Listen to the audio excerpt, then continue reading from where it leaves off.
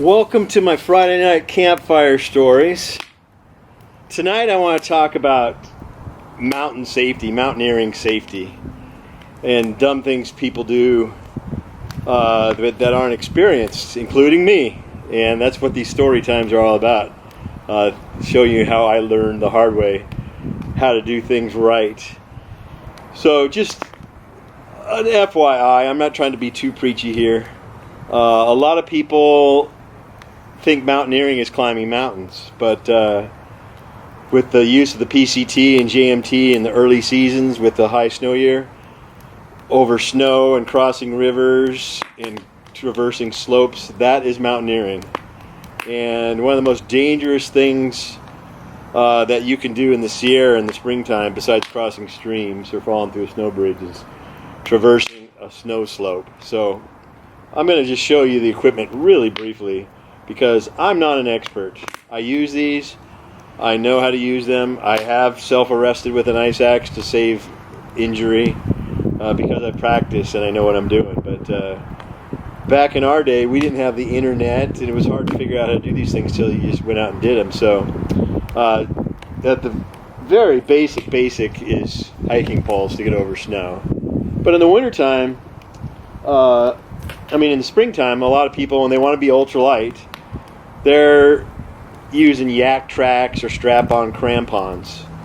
And you got to know how to use them correctly. And I actually don't do intense mountaineering, so I use these. These are Gravel. These strap onto your boot.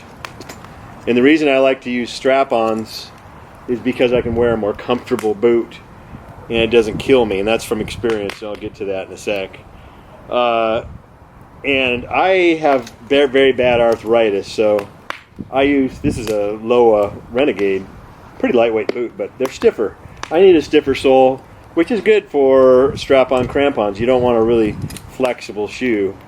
So they don't work if you're not wearing them. If you get lazy and you're just crossing a little slope saying, I'm too lazy to put them on, one fall, you're in trouble.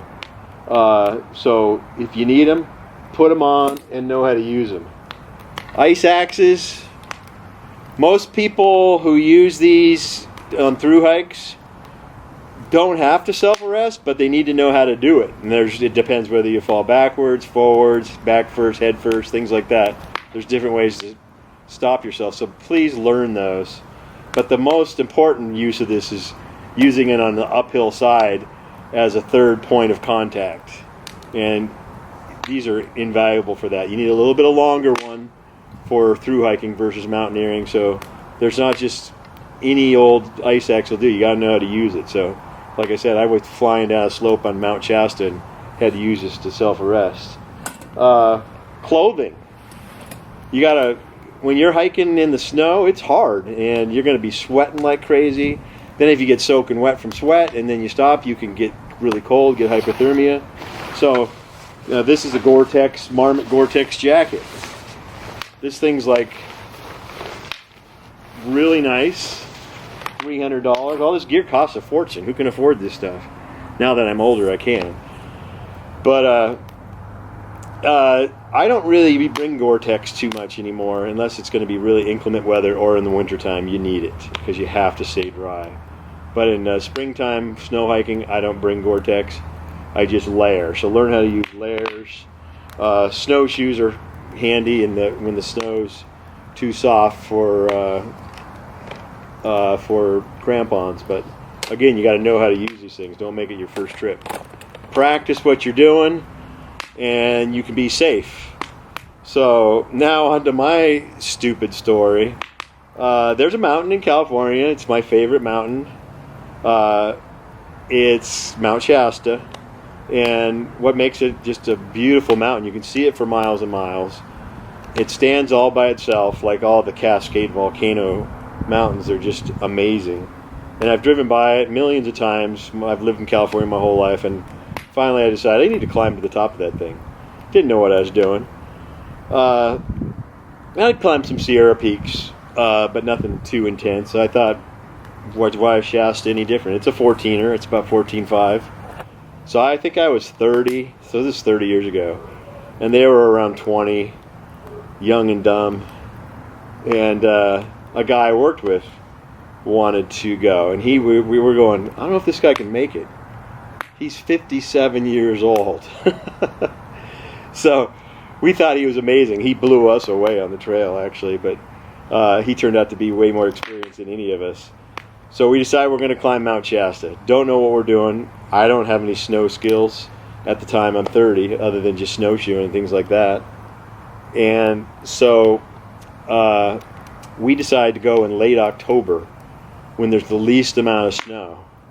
And if you know anything about climbing mountains with snow over snowfields, that's the worst time to go. You want to go in the spring when the snow's firm, and it's way easier to snowshoe or use crampons on the way up. So we go in late October, wondering why there's nobody on the mountain. And Shasta is not child's play. I think it's 8,000 feet of elevation gain. It's intense. So we hike in about a mile and a half to a little camping area below the snow line. There wasn't a lot of snow because it's late October. And we're going to do the whole thing in one day, but we rented all our gear because we didn't have all that stuff. And nobody wore these at the time. This is a very invaluable that you should always wear if you're climbing a mountain. Because if you fall and hit your head on a rock, you're done. But not as much as I don't like wearing them. This is one I own that's nice and light. The ones you rent are terrible. But so there's a place in Shasta called the Fifth Season. They're good. They know what they're doing. We rented all our stuff from them. We rented big plastics and regular, not strap-on crampons, but regular mountaineering crampons. We're figuring we're doing the right thing. Rented ice axes. And these, if you're familiar with mountaineering boots, they're plastic boots. They weigh a ton. And we didn't bring regular boots. What you do, you hike in your lightweight boots until you need the plastics. So we hike in our plastic boots. And we didn't hit snow until probably 11,000, 12,000 feet. So by the time we got up there, our feet were just destroyed. We're exhausted. So anyway, we sleep over the first night, and we get up. The 57-year-old's all gung-ho. He wakes us up at like 4 in the morning. If we're going to get up this mountain, we got to go early. It's like, whatever. So we get up. He cooks us breakfast and everything. He's like totally a mountain man, knows what he's doing. And we doubted him. We were the ones that were idiots. So we went up the Avalanche Gulch route. It's considered a beginner route, but it can be dangerous, and people do die on it. If you don't know what you're doing, storms come in, you can get in windstorms and walk off the wrong side of the mountain. Happens all the time. People get hurt all the time falling off of it. So we did our best to research it. I think I got out of a book or a guide what route we were going on. And we start going up what's called the Avalanche Gulch, and there's no snow. So we're walking down the middle of this. It's called Avalanche Gulch for a reason. And just constant boulders are coming down the mountain. Like, not just rolling, but flying by at 50 miles an hour. You know, softball-sized rocks. They're going to hurt you if they hit you. A couple of smaller ones did get us. And so we spend a couple hours struggling up this gravel, rocky boulder field. It's miserable. We're just burning ourselves out. So the youngins, the 20-year-olds, they go ahead. They go, well, we're gonna go up ahead. So they disappear. Me and the 57-year-old are just taking our time going up, and then a rock comes down. Not a softball-sized rock, a Volkswagen-sized rock comes rolling past us, and we think, maybe we bit off more than we could chew. And then I remember another time, a pretty big one, like the size of an ottoman, came barreling down. There was one rock to hide behind. We sat behind that rock. It hit it, exploded, and just shattered in dust cloud. I mean, it would have killed us. So what are we doing? So we went up on the ridge instead. Hiked and hiked. It was starting to get late in the day. And we finally get up to the Red Banks. And there's a snowfield right under the Red Banks. And we catch the two youngins. And one of them's taking pictures. And one of them's buck naked. Except for butt pack. Fanny pack. And it was on his fanny side, which I wish he had put it on the other side. But he's walking around in the snow, buck naked. I go, what the hell are you idiots doing? He goes, well, I'm really sick. I'm puking like crazy, and I didn't want to get my clothes all full of vomit, so I took my clothes off. And plus, they wanted to get their picture. So obviously, it's severe altitude sickness. We all had altitude sickness. You can't go up 8,000 feet in a day. So we just made the call right there. Okay, you're only top of Red Banks. You still have another 3,000 feet to the summit. And so we turned back and learned a lesson. And that was when coming back down, it's hard to walk on that stuff. My knee started giving out, just totally giving out. That's when I discovered I had a torn ACL from a few years ago that was completely torn.